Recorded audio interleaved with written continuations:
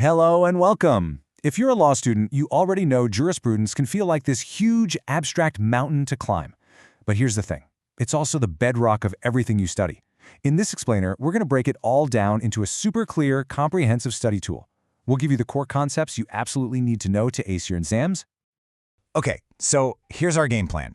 First, we'll tackle the basics. What even is jurisprudence? Then we'll get into the good stuff, how the great legal minds have defined it. After that, we'll map out its structure, looking at its nature, types, and different schools of thought. Then we'll bring it home and see how it all works in the Indian context. And finally, we'll answer the big one. Why should you care about any of this? All right, let's kick things off with Section 1. What is jurisprudence? Look, before we can get into any of the complex theories, we've got to understand the word itself and what it really means at its core. So let's start right at the very beginning. So, the word jurisprudence actually comes straight from Latin, from the term jurisprudentia. If you break it down, it's pretty simple. You have juris, which means law, and you have prudentia, meaning knowledge or skill. Put them together, and what do you get? Literally, the knowledge of law. But, and this is a big but, it is so much more than just knowing a bunch of rules. Jurisprudence is really the why behind the law. It's the deep dive into the fundamental principles, the big ideas and the philosophies that create the entire framework for our legal systems. It's the theory that gives all those rules their meaning in the first place.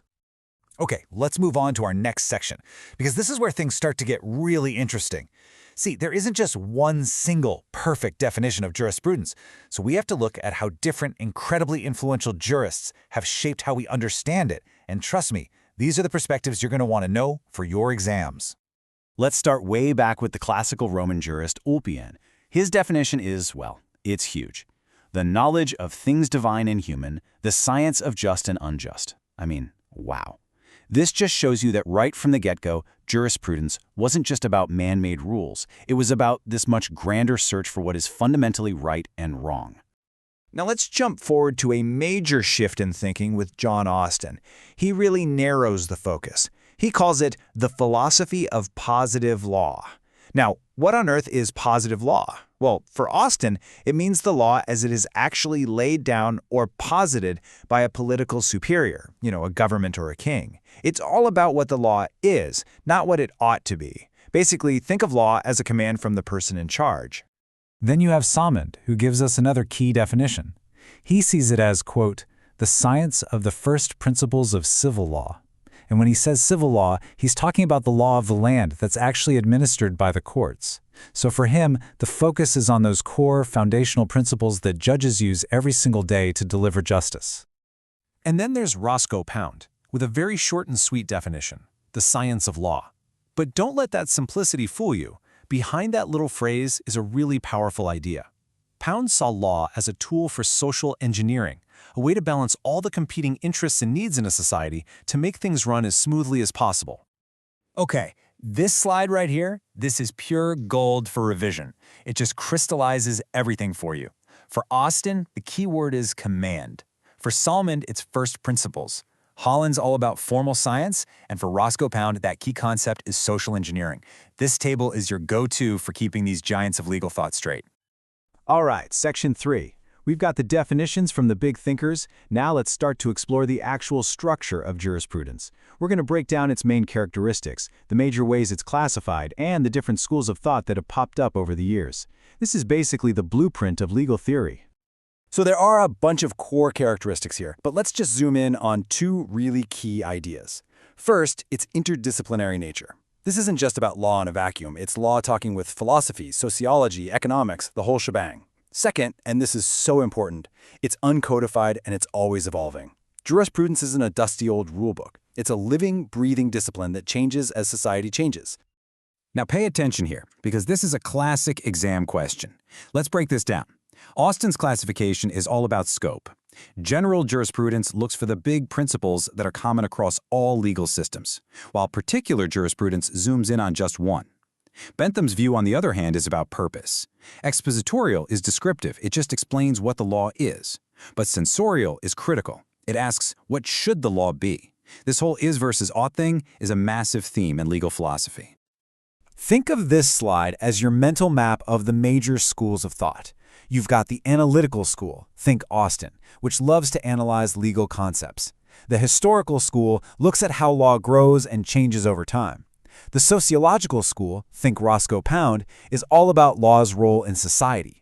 The natural law school connects law to morality. And finally, the realist school is super practical. They care less about the law in books and more about what judges actually do in a courtroom. So, how does all of this abstract theory actually cash out in the real world? Let's move to our next section and ground these ideas by looking specifically at the role jurisprudence plays right here in the Indian legal system. And there is no better place to start than Article 141 of the Indian Constitution.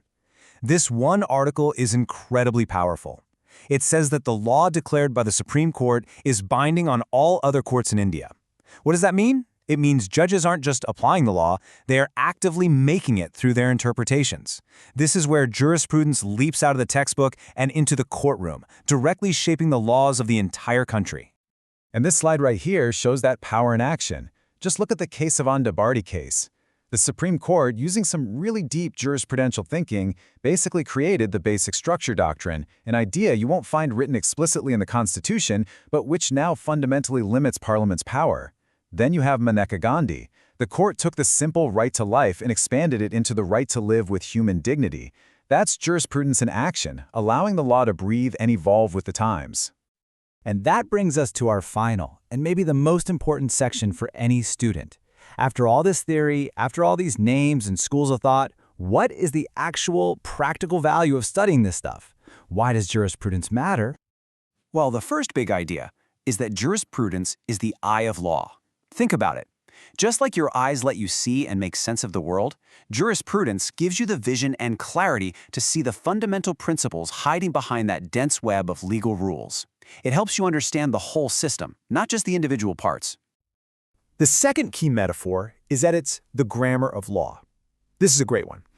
Grammar teaches you the rules and structure to use a language correctly, right? Well, jurisprudence does the exact same thing for the language of law. It gives you the precise terms in the analytical framework you need to build clear laws and make effective legal arguments. So the bottom line is, its usefulness is huge and varied. Academically, it's like a workout for your brain, sharpening your critical thinking. Professionally, it's essential for helping lawyers and judges interpret and create laws. For society as a whole, it drives legal reform. And really importantly, it stops the law from becoming just a bunch of rigid, formal rules by always connecting it back to what's actually happening in the world.